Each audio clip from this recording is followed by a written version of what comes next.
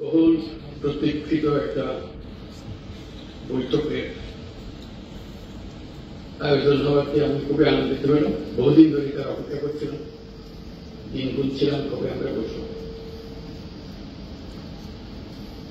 বৈঠক শুরু করার আগে আমি যাদের কারণে আমরা আজকে এখানে সমবেত হয়েছি, যাদের আত্মত্যাগের মাধ্যমে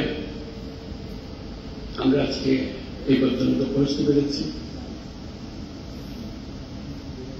গণঅভ্যুত্থানের সেই শহীদ আত্মত্যাগকারী যারা, তাদেরকে আমরা স্মরণ করছি। যারা গণঅভ্যুত্থানের যোদ্ধা আহত, তাদের সবাইকে আমরা আজকে স্মরণ করে আমাদের এই অনুষ্ঠান শুরু করব। এটা খুব গুরুত্বপূর্ণ, কেন না হলে তাদের সে আত্মত্যাগ না হলে আমাদের মনে প্রশ্ন থাকলেও সেটার জবাব খোঁজার আমাদের কোন সুযোগ থাকত না। প্রশ্ন আমাদের মনে জল জলে করেছিল, বহু বছর ধরে ছিল, সুযোগ পাইনি। এই অসংখ্য ছাত্র জনতার ত্যাগের বিনিময়ে আমরা সেই সুযোগটা পেয়েছি। আমাদের প্রতিজ্ঞা হল আমরা যেন সেই আত্মত্যাগের প্রতি অসম্মান না জানাই। যে কারণে তারা আত্মত্যাগ করেছিল, সেটার জন্য আমাদের পরবর্তী সকল প্রজন্ম মনে রাখে, তাদের আত্মত্যাগকে স্মরণ করে তাদের আত্মত্যাগকে সার্থক করার জন্য আমরা সবাই মিলে, যারা বেঁচে আছি, যারা সুযোগ পেয়েছি, তারা সবাই মিলে সব রকম চেষ্টা করব তাদের সেই স্বপ্ন যেন বাস্তবায়ন করতে পারে।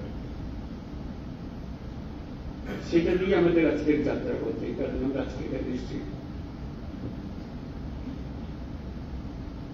অন্তর্বর্তীকালীন সরকার 6 মাস পার হয়ে গেল, প্রথম অধ্যায় শেষ। আজকের এই অনুষ্ঠানের মাধ্যমে আমরা দ্বিতীয় পর্বে প্রবেশ করলাম। প্রথম পর্ব ছিল প্রস্তুতি পর্ব। এই প্রস্তুতি পর্বের অনেক কিছু আপনাদের কাছে জানা, তার মধ্যে একটা বড় বিষয় ছিল যে প্রস্তুতি, যে স্বপ্নের পেছনে এরা আত্মত্যাগ করেছে সেটা সার্থক করার জন্য আমরা যেন আমাদের একটা দেশ করতে পারি যেটা সুশৃঙ্খল ভাবে চলবে, যে আইনি কাঠামোর মাধ্যমে, যে প্রাতিষ্ঠানিক কাঠামোর মাধ্যমে স্বৈরাচারী সরকার সুযোগ পেয়েছিল, সেই কাঠামো থেকে যেন আমরা পূর্ণরূপে বেরিয়ে চলে আসতে পারি। আমরা ছোটখাটো একটা হাডুডুল খেলার জন্য আইন কানুন বানাই। ফুটবল খেলা তো বটেই, আন্তর্জাতিক খেলা, ক্রিকেট খেলা, সেই আইন কানুন আমাদের মুখস্থ এবং সেটা আমরা মেনে চলি বলেই খেলাটা খেলা হয়, তামাশা। আইনগুলো এমন ভাবে বানানো হয়েছে সবাই যেন এনজয় করে, উপভোগ করে। কেউ যেন মনে হচ্ছে কালকে এক বলতে হবে, তাহলে খেলা থাকে। কিন্তু আমরা আমাদের দেশকে একটা তামাশায় পরিণত করতে পেরেছি। আইন বলে কিছু নাই, নিয়ম বলে কিছু নাই। যারা আত্মত্যাগ করেছে তারা আমাদের নির্দেশ দিয়ে গেছে, আমরা যেন সেসব আইন কানুন পাল্টে ফেলে নতুন বাংলাদেশের জন্য প্রস্তুত হয়। এই নতুন বাংলাদেশ করার জন্য কি আইন কানুন লাগবে, কিভাবে আমরা অগ্রসর হবো, সেই প্রশ্ন মাথায় রেখে আমরা কিছু সংস্কার কমিশন করেছিলাম। আমরা সংস্কার করতে হবে। তার মধ্যে প্রথম 6টা সংস্কার কমিশন প্রথমবারে করে ফেলেছিলাম, তারপর পরবর্তী আরো করেছে। এই সংস্কার কমিশনের যারা মাননীয় চেয়ারম্যান, তারা আমাদের পাশে আছেন। তারা এবং তাদের সহকর্মীরা যারা এই কমিশনের সদস্য ছিলেন, তারা যথাসাধ্য চেষ্টা করেছেন সংস্কারটা যেন এমন ভাবে হয় ভবিষ্যতের প্রজন্মরা আমাদের প্রতি কৃতজ্ঞতা প্রকাশ করতে পারে। আইনগুলো ঠিক করে দিয়েছিলেন বলেই আজকে আমরা মজবুত কাঠামো তৈরি করতে পেরেছি, যার উপরে ভিত্তি করে আমরা দেশ গড়ার কাছে নিয়েছি। কাজে ওনারা যে সমস্ত জিনিস প্রস্তাব করবেন এবং বলেছেন, সেগুলো ওনাদের অভিজ্ঞতা এবং ওনাদের পাণ্ডিত্য এবং ওনাদের আলাপ আলোচনার মাধ্যমে তারা যে আক্রমণ করতে পেরেছেন, সেটা ওনারা তুলে ধরেছেন। এবং তাদের সবাইকে আজকে যারা উপস্থিত আছেন তাদেরকে ধন্যবাদ জানাই, এবং যারা আজকে উপস্থিত নাই তাদের সদস্যবৃন্দ, তাদেরকে আমরা ধন্যবাদ জানাই এই কষ্টটুকু করার জন্য। এখন আমাদের কাজ হলো এগুলো কতটুকু আমরা গ্রহণ করব, কত দ্রুত গ্রহণ করব, কিভাবে অগ্রসর হব। তো সেটা তো ওনাদের যে অভিজ্ঞতা তার উপরে ভিত্তি করে রচনা করা। তখন আপনাদের অভিজ্ঞতা এবং আপনারা যেহেতু জনগণের নেতা, রাজনৈতিক দলের নেতা, আপনাদেরকে প্রতিনিয়ত এই আইনগুলো, নিয়মগুলো, প্রতিষ্ঠানগুলো শুধু মোকাবেলা করতে হবে। সেজন্য ওনাদের এগুলো আপনাদের সামনে দেওয়া হবে। আজকে আলোচনা শুরু করব। আলোচনাটা একাডেমিক আলোচনা না, বাস্তব আলোচনা। কোনটা আমরা কাজে লাগাতে পারবো, কোনটা লাগবে, কোনটা লাগবে না, কিভাবে সংশোধনগুলো ভালো হবে, ইত্যাদি আলোচনা। যাতে ওই স্বপ্ন, যে স্বপ্ন আমরা এমন ভাবে মজবুত ভাবে আইনগুলো বানাবো যাতে সবাই মেনে চলবে, এবং এই মেনে চলার মাধ্যমে আমরা একটা সুন্দর সমাজ, সুন্দর রাষ্ট্র গঠন করতে পারব। সেই উদ্দেশ্যেই আজকে বসা, এবং কিভাবে এই আলাপটা চলবে, সংলাপটা চলবে, সেই সম্বন্ধে একটু ধারণা দেবেন প্রফেসর আলিয়াস। এটাকে কেন্দ্র করে আমরা আরেকটা ছোট কমিশন করেছি এই 6 জনকে নিয়ে, এবং আমাকে শুধু তার মধ্যে ঢুকিয়ে ঐকমত্য প্রতিষ্ঠা কমিশন। একটা ঐকমত্য আনা, সবাইকে মিলিয়ে তার উপর চাপিয়ে দেওয়ার জন্য না। গুরুত্বটা আমরা সবাই বুঝি, এটা নিয়ে কাউকে কিছু বোঝাতে হবে না, কিন্তু আমাদেরকে গ্রহণ করতে হবে, কাজে লাগাতে হবে। এবং আজকের দিনটাতে এই যে দ্বিতীয় পর্বে শুরু করছে, এটা প্রচন্ড সুযোগ। সুযোগ এই জন্যই যে আমরা এমন পর্যায়ে আছি এখন, আমাদের মধ্যে ঐক্যমত সৃষ্টি হলে আমরা সেগুলো কাজে লাগাতে পারি, এবং এবার কাজে লাগালে সেটা বংশ প্রজন্ম পরম্পরা সেটা চলতে থাকে, এবং একটা সুন্দর দেশ আমরা পাব। এই ভাবনা থেকেই আমরা এগুলো গ্রহণ করব।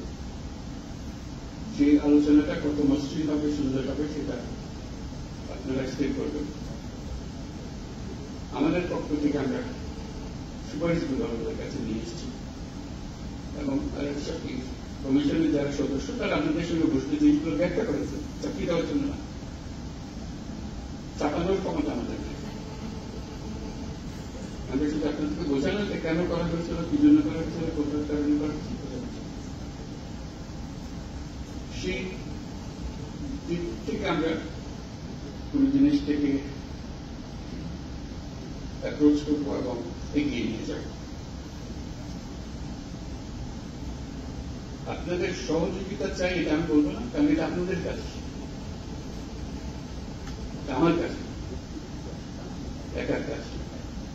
যেটা আপনারা জনগণের প্রতিনিধিত্ব করেন, আপনাদেরকে বলতে হবে সমাজের কাঠামো কোন করতে হবে, কিভাবে কোনটা এক্ষুনি করা যাবে, কোনটা দুদিন পরে করা যাবে, সময় নির্ধারণ করে কিছু সামান্য রদবদল থাকলে এখানে বলবো যেখানে একটু রদবদল করলে কিন্তু সুন্দর হয়ে যাবে আপনাদের ইচ্ছা। আমরা সাচিবিক কাজগুলো আপনাদের করে দিলাম, আপনাদের সহায়তা দেব ব্যাখ্যা করার জন্য, ব্যাখ্যা দেওয়ার জন্য। এই 6 মাস যে 6 মাসের কথা বললাম, এটা অন্তর্বর্তীকালীন সরকারের জন্য খুব মহা গুরুত্বপূর্ণ সময়। আমরা একটু লন্ডভন্ড অবস্থার মধ্যে দায়িত্ব নিয়ে চেষ্টা করেছি এটাকে কোন রকমে সচল করার জন্য, কাজে লাগানোর জন্য। কিন্তু এই 6 মাসের যে অভিজ্ঞতা, সেটা আমাদের সবাইকে একটা প্রচন্ড সাহস দেবে। এই 6 মাসের অভিজ্ঞতা হল আমাদের দলমত নির্বিশেষে সাধারণ মানুষ সহ, রাজনৈতিক ব্যক্তি সহ, রাজনৈতিক নেতৃত্ব সহ সবাই যে সমর্থন দিয়েছে অন্তর্বর্তীকালীন সময়ের জন্য, এটা বোল্ড লেটারে লেখা থাকবে যে সমর্থন আমরা করতে পারি, আমরা একত্র হতে পারি। আমাদের মধ্যে অনেক তর্ক বিতর্ক করা, দূরত্ব সৃষ্টি করার হয়তো প্রবণতা আছে, কিন্তু এই একটি জায়গায় আমরা এখন এক আছি এবং আগামীতে আমরা এক থাকবো, সে বিশ্বাস আমরা আছে। এইটা যদি ঠিক থাকে, যেভাবে আমরা প্রথম 6 মাস প্রথম অধ্যায় আমরা শেষ করলাম, দ্বিতীয় অধ্যায়ে যদি আমরা ঠিক থাকতে পারি, তৃতীয় অধ্যায়ের জন্য আমাদের কোনো চিন্তা নেই, আমরা নিশ্চয়ই কিন্তু বাংলাদেশ একটা জিনিস আমাদেরকে পরিষ্কার থাকতে হবে, এটা একটা মস্ত বড় শক্তি। প্রথম অধ্যায় যেভাবে আমরা কাটালাম, এবং এই কাটানোর মধ্যে যে সমস্ত শক্তি আমাদেরকে ব্যাহত করার চেষ্টা করেছে, আমাদেরকে গুণদূর করে দেওয়ার চেষ্টা করেছে, তাদেরকেও সুন্দরভাবে সবাই মিলে মোকাবেলা করতে পেরেছে। দ্বিতীয় পর্বই হাঙ্গামা হবে, কারণ যাদেরকে বাংলাদেশের মানুষ দাঁড়িয়ে দিয়েছে, অস্বীকার করেছে, তাদেরকে ত্যাগ করেছে, তারা ফিরে আসার জন্য অত্যন্ত ব্যাপক, প্রতিটি দিন তাদের জন্য মূল্যবান নেই, দেরি হলে তাদের জন্য অসুবিধা। সেই জন্য আমাদেরকে শক্ত থাকতে হবে, মজবুত থাকতে হবে, এবং আমরা যেগুলো আলাপ করছি সেগুলোর মতভেদ থাকবে, কিন্তু আমরা এর অর্থ নই যে আমরা একত্র নই, আমরা একত্রে থাকবো। এটি প্রথম পর্বের আরেকটা অভিজ্ঞতা হল একই সঙ্গে এই যে আপনাদের সমর্থন, জনগণের সমর্থন চাওয়া, আন্তর্জাতিক বিশ্বের সমর্থন। আপনারা হয়তো লক্ষ্য করেন সারা পৃথিবী জুড়ে আমাদের একটা বড় রকমের সমর্থন গড়ে উঠেছে, যে কারণে অপর পক্ষ সুবিধা করতে পারছে, পদে পদে ব্যাহত হচ্ছে। যেখানে যাই বহু গল্প রচনা করেছে, গল্প টিকে পারতেছে, শেষ মিস্টার ট্রাম্পের হাতেই আবার সেই গল্প চালাতে গিয়ে চালাতে পারবে না। যত ছোট রাষ্ট্র, বড় রাষ্ট্র, ধনী রাষ্ট্র, মাঝারি রাষ্ট্র, সবাই আমাদের করছে,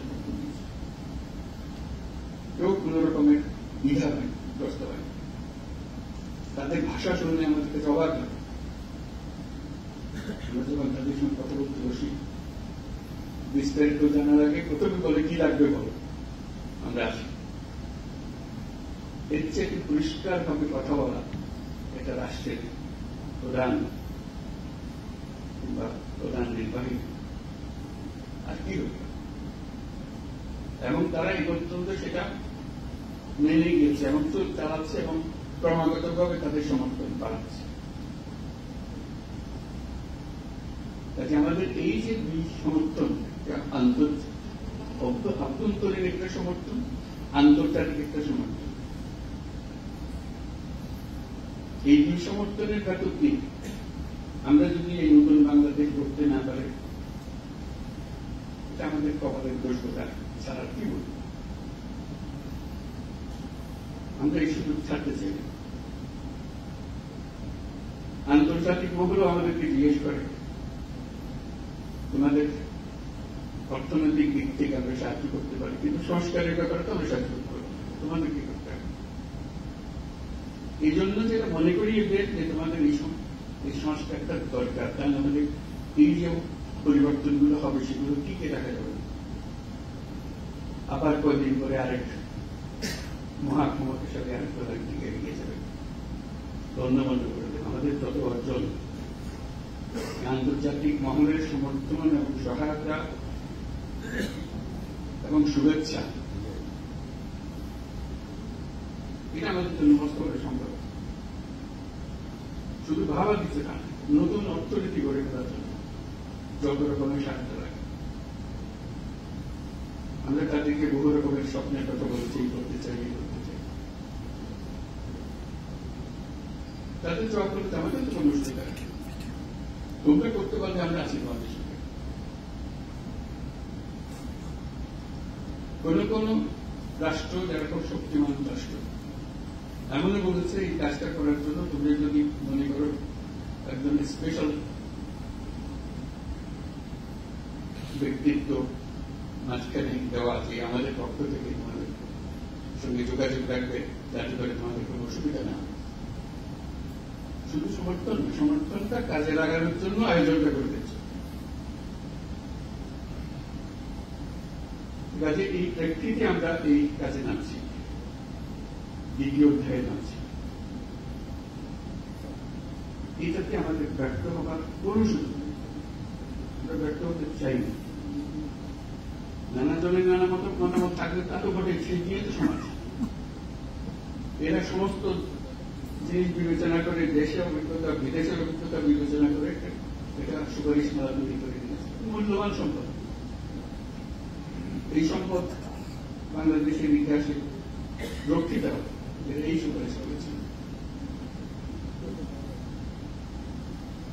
আমরা যারা বাস্তবায়ন করব তাদের জন্য আপনারা নির্দেশনা করেন, যেগুলো এইভাবে সবাই নেই, এটা বাংলাদেশ নয়, সবার বাংলাদেশ।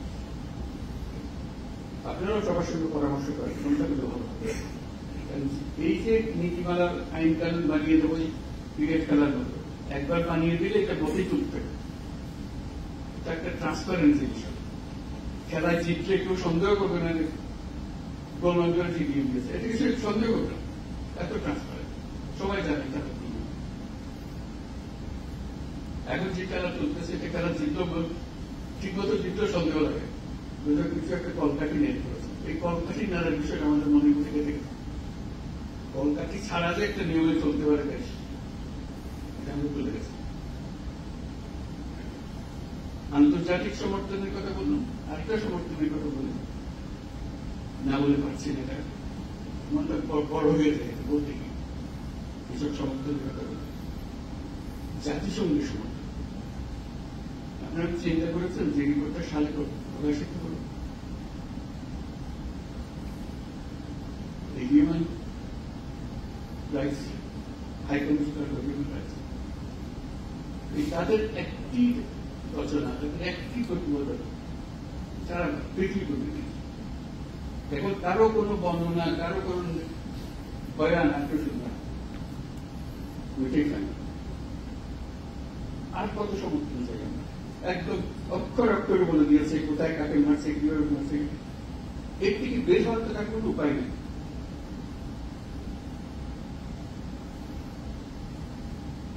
বাংলাদেশকে ফিরে যে অপপ্রচার চলছিল এক প্রতিবেদনে সমস্ত সমাপ্ত বলতে পারবে কিন্তু আওয়াজ বেরোবে না। তো সেরকম সমর্থন আমাদের প্রতি তারা সমাজে দিচ্ছে এবং অন্যান্য প্রতিষ্ঠানের প্রতিবেদন বের হয়েছে তাদেরও খুব জোরালো। আমরা সেদিন আয়নাঘরে গেলাম, মানে মানুষ কত নির্মম হতে পারে, বিভৎস বিশ্বাস সৃষ্টি করতে পারে, নৃশংস হতে পারে, এর চাইতে বড় নমুনা বলে আর পাওয়া যাবে না। আমাদের শুধু দেখতে কষ্ট লেগেছে, যারা বছরের পর বছর সেখানে থেকেছে আপনাদের বলতে হবে তাদের কথা চিন্তা, তাদের প্রতিটি বর্ণনা, তাদের প্রতিটি অভিজ্ঞতা এই গুম কমিশনের রিপোর্টের মধ্যে সব তুলে ধরা হয়েছে। এই ছবিগুলো পত্রিকায় প্রকাশিত হওয়ার পরে দেশের ভেতরে এবং আন্তর্জাতিকভাবে মানুষ প্রথম বুঝতে পারলো আমরা কি কিসের কথা বলছি।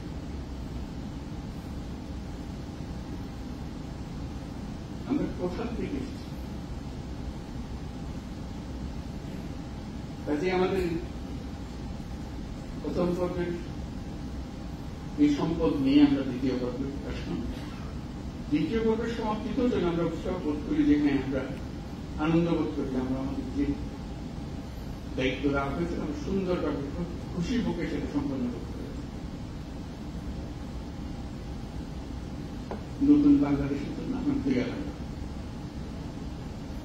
যে নতুন নির্বাচনের মাধ্যমে যে সরকার গঠন হবে সেটার ব্যাপারে আর কোনো প্রশ্ন তুলবে না, যেহেতু আইন কানুন এগুলো সব আমার জানা আছে, মতে হয়েছে, নির্দিষ্টভাবে হয়েছে, এটা নড়চড় করার উপায়টা ওটা আইন বানানোর কথা, আরেকটা নড়চড় করতে সুযোগ না দেওয়া সেটা করে, সেটার জন্য এগুলো কমিশন বানাতে হয়েছে। কোন দিক থেকে আজকে আমাদের সেই দ্বিতীয় পর্ব শুরু। আপনারাই এই দ্বিতীয় পর্ব স্রষ্টা, আপনারাই এগুলো জাতির সঙ্গে নিয়ে আসবেন।